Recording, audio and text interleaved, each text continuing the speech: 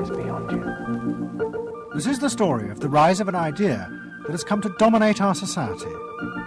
It is the belief that the satisfaction of individual feelings and desires is our highest priority. Today we're going to tell you how to get whatever you want. I wanted to live a different life that wasn't available to me in the image I was born. I'm here, look at me, notice me. Previous episodes have shown how this rise of the self was fostered and promoted by business. They had used the ideas of Sigmund Freud to develop techniques to read the inner desires of individuals and then fulfill them with products. This final episode is about how that idea took over politics. It tells the story of how politicians on the left, in both America and Britain, turned to these techniques to regain power. They believed that they were creating a new and better form of democracy, one that truly responded to the inner feelings of individuals. But what the politicians didn't realise was that the aim of those who had originally created these techniques had not been to liberate the people, but to develop a new way of controlling them in an age of mass democracy.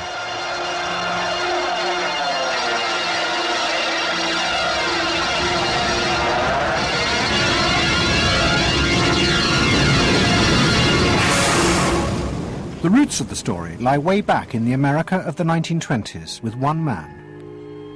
He was called Edward Bernays, the nephew of Sigmund Freud. Bernays had been one of the inventors of the profession of public relations, and he was fascinated by his uncle's theory that human behaviour was driven by unconscious sexual and aggressive drives. Many of Bernays' clients were large American corporations, and he was the first person to show them how they could sell many more products if they linked them through images and symbols to those unconscious desires that Freud had identified. The strategy he offered them was that people could now look at the goods that were emerging within this society and not merely view those goods as things that they needed in order to deal with some specific material want, but also as goods which would stroke and respond to deep emotional yearnings. You know, how this bar of soap or this bag of flour will make you a happier, more successful, more sexually appealing, less fearful person, somebody to be admired rather than reviled. The powerful people in that world are those people who are capable of reading the public mind and giving the public what it wants in those terms. And Bernays was at the heart of it. Bernays was the guy who was the foremost articulator of the theories which were driving this new system. By the 1980s, Bernays' ideas had come of age. A vast industry had grown up in America, devoted to reading the inner desires of consumers. At its heart was the technique of the focus group. Previous episodes have shown how the focus group was invented by psychoanalysts employed by US corporations. The aim was to allow consumers to express their inner feelings and needs, just as patients did in psychoanalysis. The information was then used to promote and design new products that would fulfill those desires. And Edward Bernays, who was now nearly 100 years old, was celebrated as the founding father of this marketing world.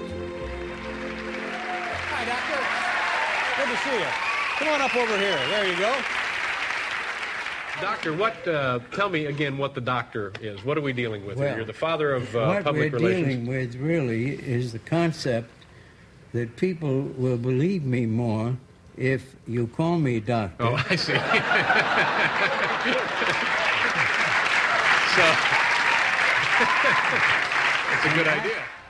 And Bernays' ideas and techniques were also about to conquer Britain in the 1980s.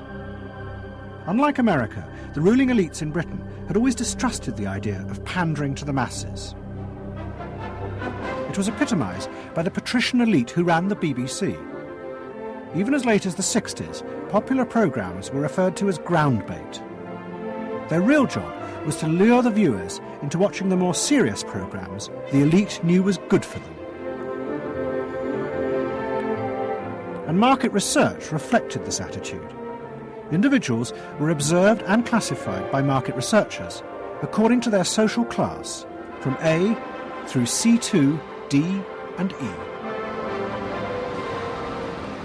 Probably they might be C2s. Yes, I think by the way they're carrying their luggage, all yes, no taxi. No taxi, and all stuffed in the bags like that. I think the lady possibly sets her own hair, which is always an indication. Yes. The children are nicely dressed. Yes, they are.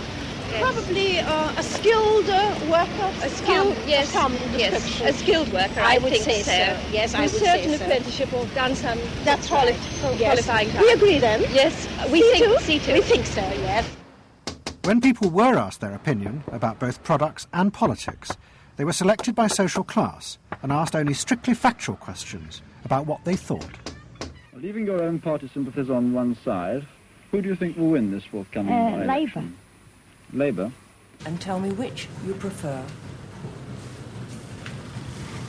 Which party do you think you'll be voting for?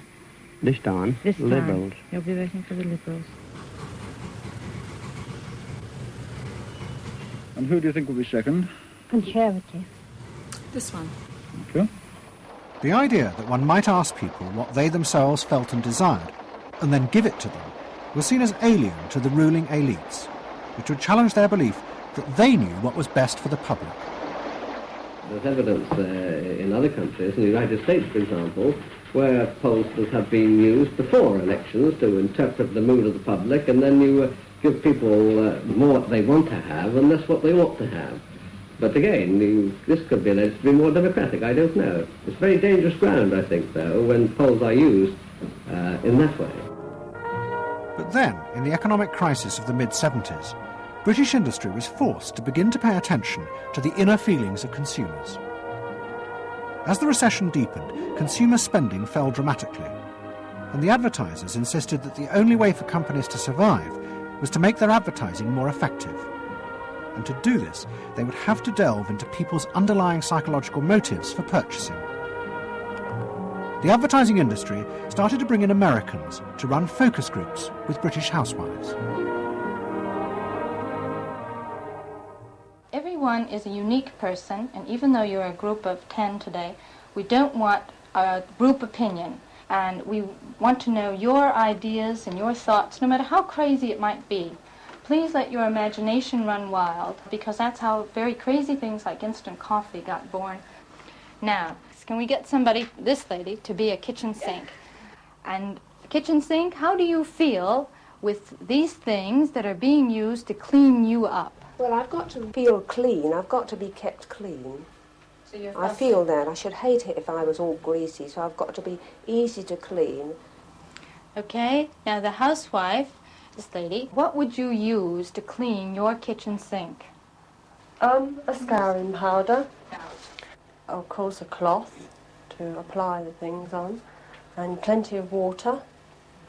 Now, how do you feel as you're doing this chore? Feel satisfied? Well satisfied when I have done it, yes. I'm doing my duty. I feel it's a job well done. The consumers were encouraged to play at being products, from household cleaners to car seat belts. The aim was not to talk rationally, but to act out and reveal their inner emotional relationship to products. Which firmly and unmistakably underlines. And then a politician emerged who also believed that people should be allowed to express themselves.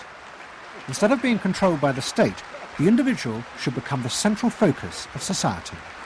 Some socialists seem to believe that people should be numbers in a state computer. We believe they should be individuals. We're all unequal. No one, thank heavens, is quite like anyone else, however much the socialists may pretend otherwise. And we believe that everyone has the right to be unequal, but to us, every human being is equally important. A man's right to work as he will, to spend what he earns, to own property, to have the state as servant and not as master, they are the essence of a free economy. And on that freedom, all our other freedoms depend.